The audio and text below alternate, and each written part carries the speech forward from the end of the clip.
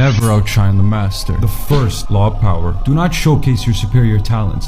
It will make those above you dislike you and be very wary of you. Make them feel comfortably superior and more brilliant than they are, and you will attain the heights of power. Man, I wish I knew that one earlier. Once your mentor notices your true potential, they will hold back. You don't want that. You want to be like the sponge and absorb as much information and knowledge as you can in order to help you attain heights of power. And now you know why you should never outshine the master. Follow for law number 2.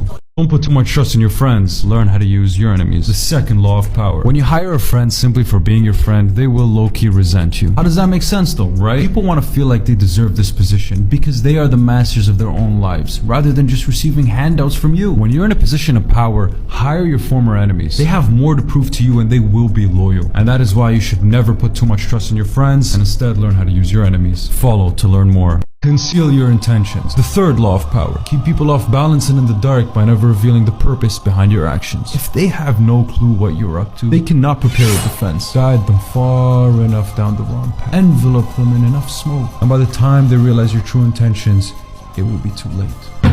Follow for law number 4. When engaging in a discussion, always say less than necessary. The fourth law of power: powerful people impress and intimidate by saying less. But why though, right? This gives off a sense of power, as if they know more than they actually do. Listen, the more you say, the more common you appear, the more likely you are to say something foolish. The game of power, a lot of it has to do with appearances. Follow for law number 5. Guard your reputation with your life. The fifth law of power: through reputation alone, you can intimidate and win. Once this slips, however, you will be vulnerable and you will be attacked on all sides. Make your reputation unassailable. Meanwhile, learn to destroy your enemies by opening holes in their own reputations. Then just stand aside and watch public opinion hang them.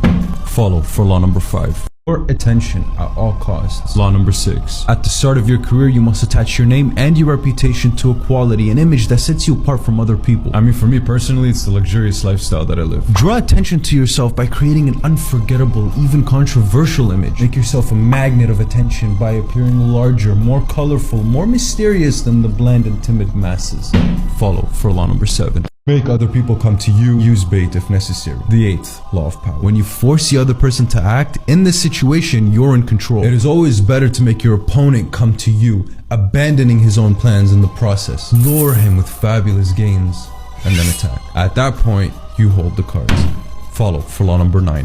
Win through action, never through argument. Any momentary triumph you think you may have gained through argument is really just a Pyrrhic victory. The resentment and ill will that you stir up is stronger and lasts longer than any temporary change of opinion. It is much more powerful to get others to agree with you through your actions without saying a single word. And that's how you win through actions, never through argument. Follow for law number 10. Infection: avoid the unhappy, avoid the unlucky. You could die from someone else's misery. Emotional states are as infectious as diseases. You may feel like you're helping the drowning man, but in reality, you're precipitating your own disaster. The unfortunate sometimes draw misfortune onto themselves. They will also draw it onto you. Instead, associate with the happy and the fortunate.